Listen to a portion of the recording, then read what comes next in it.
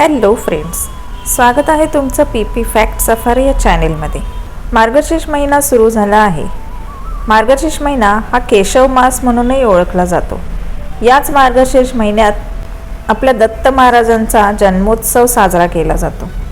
त्यामुळे या मार्गशीर्ष महिन्यात गुरुचरित्र पारायण करण्याला अनन्यसाधारण असं महत्त्व आहे। दत्त भक्तांना या मार्गशीर्ष महिन्याची ओढ लागलेली असते ते गुरुचरित्र पारायण करण्यासाठी। तर आजच्या व्हिडिओमध्ये आपण या गुरुचरित्र पारायणाचे नियम बघणार आहोत। या महिन्यात गंगा स्नान करून पुण्य पदरात पाडून घ्यावे, तसेच दान धर्म करून पुण्य संचय करावा असे म्हटले जाते। मार्गशीर्ष महिन्यात दत्त जयंती निमित्ताने गुरुचरित्राचे पारायण केले जाते। सर्वसामान्य मनुष्याने ईश्वरापर्यंत पोहोचण्यासाठी कसे आचरण ठेवायला हवे याचे मार्गदर्शन गुरुचरित्रात केले आहे। श्री गुरुचरित्र या ग्रंथाचे 52 अध्याय असून ओवी संख्या 7491 इतकी आहे। काही ग्रंथात 53 अध्याय आहेत। अनेक ठिकाणी 7 दिवस पारायण केले जाते। गुरुचरित्र सप्ताह केला जातो, तर काही जण 3 दिवसांचे पारायण करतात। गुरुचरित्र सप्ताह केल्यास किती अध्यायांचे वाचन करावे आणि 3 दिवसांचे पारायण केल्यास किती अध्यायांचे वाचन करावे याची माहिती गुरुचरित्र ग्रंथात दिलेली असते। श्री गुरुचरित्र पारायण वाचल्याने आपल्यावरची संकटे दूर होतात, आरोग्याच्या तक्रारी दूर होतात, पितृदोष दूर होतो आणि इतर अडचणींवरही मार्ग सापडतो असे सांगितले जाते। परंतु गुरुचरित्र पारायण करण्याआधी काही नियम आवर्जून ध्यानात ठेवणे आणि त्यांचे आचरण करणे आवश्यक आहे। नेमके काय करावे आणि काय करू नये हे आता आपण जाणून घेऊया। श्री गुरुचरित्र पारायण कसे करावे? श्री गुरुचरित्र वाचन सुरू करण्यापूर्वी आदल्या दिवशी 4 कुत्रे व गाय यांना नैवेद्य अर्पण करावा।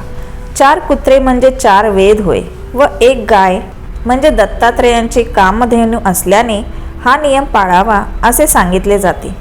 पारायण करण्यासाठी लागणारे साहित्य: पारायणापूर्वी फुले, हार, तुळशीपत्र, सुगंधी उदबत्ती, धूप, कलश, विड्याची पानं, नैवेद्यासाठी मिठाई, अष्टगंध, चंदन, अत्तर, रांगोळी, 2 आसने, 1 चौरंग, चौरंगावर पिवळे किंवा भगवे कापड, चौरंगाभोवती व गुरु दत्तात्रेयांच्या आसनाभोवती रांगोळी, चौरंगास आंब्याचे तोरण, मुख्य दरवाजात तोरण बांधावे, चौरंगाजवळ डाव्या बाजूस समय लावावी। गुरुचरित्र पारायण ही एक अत्यंत शुभ आणि फलदायी पूजा आहे, जी श्री स्वामी समर्थ महाराज आणि दत्तगुरूंच्या कृपेसाठी केली जाते। या पूजेची मांडणी योग्यरित्या करणे गरजेचे आहे, जेणेकरून आपल्याला पूजेचे पूर्ण लाभ मिळेल। पारायणास बसण्यापूर्वी गावातील दत्त मंदिरात किंवा जवळच्या श्री स्वामी केंद्रात जाऊन विडा, सुपारी व नारळ ठेवून पारायणास उपस्थित राहण्यासाठी देवास प्रार्थना करावी। घरातील वडील मंडळीस नमस्कार करून पारायणाला सुरुवात करावी। वाचन चालू असेपर्यंत दिवा लागलेला असावा व अगरबत्ती पेटती ठेवावी। प्रथम अथर्वशीर्ष वाचावे, 1 माळ गायत्री जप, 1 माळ श्री स्वामी समर्थ जप अथवा दत्तमंत्र म्हणावा। यानंतर गुरुचरित्र वाचण्यास सुरुवात करावी। पारायणाच्या दिवसात हे नियम लक्षात ठेवावे। दुपारी 12 ते 12:30 ही वेळ श्री दत्त महाराजांच्या भिक्षेचे असल्याने त्यावेळेस वाचन बंद ठेवावे। श्री गुरुचरित्र वाचनाच्या कालावधीत दुसऱ्यांच्या घरचे अन्न घेऊ नये। आपली आई, पत्नी व बहीण यांच्या हातचे अन्न खाण्यास हरकत नाही। उपवास करू नये। दोन्ही वेळेस सकाळी आणि संध्याकाळी एक धान्य फराळ करावा। काही समस्या असल्यास स्वखर्चाने बाहेर खाण्यात देखील काहीच हरकत नाही, परंतु आपल्याला पचायला जड जाईल असे पदार्थ खाऊ नये। अति तिखट पदार्थ, कांदा, लसूण यांचा आहारात समावेश करू नये। ग्रंथाचा नैवेद्य गाईला खाऊ घालावा किंवा स्वतः घ्यावा व मगच आपण भोजन करावे। श्री गुरुचरित्र वाचनाच्या कालावधीमध्ये सुद्धा आपल्या नित्यसेवेत खंड पडू नये। शक्यतोवर जमिनीवरच झोपावे, पलंगावर झोपू नये।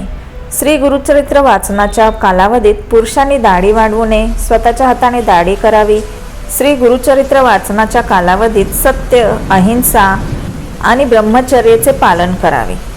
मासिक पाळी आली तर पारायण दुसऱ्यांकडून करून घ्यावे। तसेच सुतक असणाऱ्यांच्या घरी किंवा अंत्यविधीस जाऊ नये.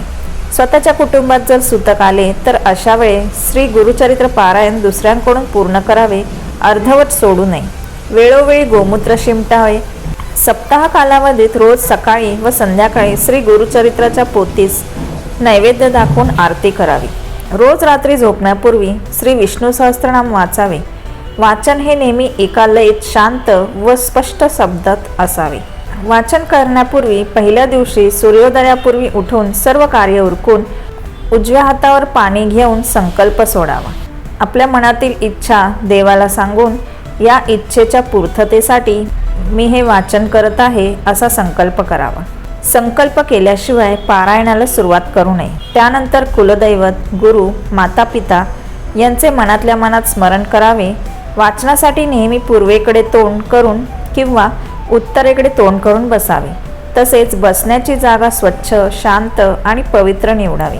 वाचनासाठी तुम्ही जी जागा किंवा जी वेळ निवडली असेल तीच वेळ, तीच जागा जेवढे दिवस पारायण करायचं आहे तेवढे दिवस असावे. कोणत्याही कारणास्तव त्यात बदल होऊ देऊ नये.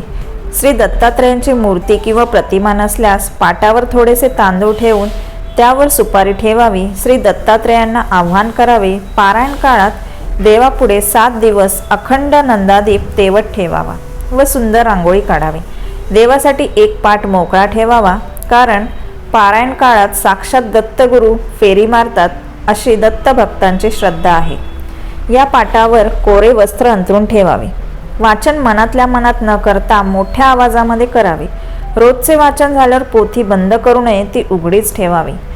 आसनावरून उठण्यापूर्वी तिला हळद, कुंकू व फुलं वाहून नमस्कार करावा.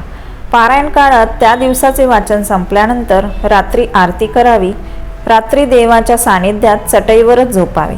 झोपताना डाव्या कुशीवर झोपावे, म्हणजे संकल्पपूर्तीच्या दृष्टीने संदेश ऐकू येतात असा श्रद्धेने अनुष्ठान करणाऱ्यांचा अनुभव आहे. वाचनाच्या काळात मध्येच आसनावरून उठू नये किंवा दुसऱ्याशी बोलू नये. सप्ताहाचा प्रारंभ पुष्कळदा शनिवारी करून शुक्रवारी समाप्ती करतात, कारण शुक्रवार हा श्री गुरूंच्या आनंद गमनाचा दिवस आहे.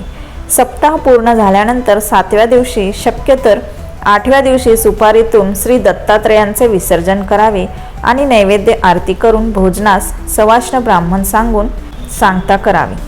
महानैवेद्यात शक्यतो घेवड्याची भाजी करावी. वाचन करताना मनोभावे पोथीचे वाचन करावे. पारायणाला सुरुवात केल्यानंतर मध्येच सोयर किंवा सुप्तक आल्यास व्यत्यय येतो. अशा वेळी आपल्या ओळखीच्यांकडून कोणीतरी त्याचे अपूर्ण राहिलेले वाचन पूर्ण करावे असा संकल्प सोडून आपल्या घरातील उर्वरित वाचन पूर्ण करावे. तसेच सोयर किंवा सुतक संपल्यावर घरात गोमूत्र शिंपडून शुद्धी करावी. त्या दिवशी अवतरणिका वाचावी व दत्तमूर्ती किंवा दत्तपादुकांवर अभिषेक करावा. पारायणाची सुरुवात कोणत्याही दिवशी करता येते, पण शनिवार, गुरुवार किंवा पुष्य नक्षत्र असल्यास शुभ मानले जाते. तुम्ही तुमच्या सोयीनुसार आणि इच्छेनुसार इतर दिवसांनाही पारायण सुरू करू शकता. वाचनाच्या सुरुवातीला आणि शेवटी श्री गुरुदेव दत्त मंत्राचा जप करावा. मांसाहार, मद्यपान, वाईट विचार, वाईट वर्तन या सप्ताह काळात टाळावे. पारायणाच्या उद्यापनाच्या दिवशी सुवासिनींना भोजन, गुरुचरित्राची आरती आणि शक्य तेवढा दानधर्म करावा. नैवेद्यात शक्यतो फळे, भाज्या, दूध किंवा दुधाचे पदार्थ यांचा समावेश करावा. आपल्या घरी येणाऱ्या अतिथींचा आदर करावा आणि सत्कार करावा. तसेच आपल्या परीने गरजूंना शक्य तेवढी मदत करावी, म्हणजेच दानधर्म करावा. पारायण करत असाल तर सर्व नियमांचे व्यवस्थित पालन करावे. त्यामुळे पारायणाचा परिपूर्ण लाभ मिळतो, कारण गुरुचरित्र पारायण हे जागरूक आणि त्वरित फळ देणारे आहे. पण ते करताना आपल्याला सुद्धा अतिशय नियम पाळावे लागतात, नाहीतर त्याचा मनासारखा परिणाम दिसून येत नाही. तुम्हाला जर व्हिडिओ आवडला असेल किंवा महत्त्वपूर्ण वाटला असेल तर व्हिडिओला लाईक करा आणि इतरांसोबत शेअर करा. असेच नवनवीन माहितीपूर्ण व्हिडिओ बघण्यासाठी चॅनेलला सबस्क्राईब करा.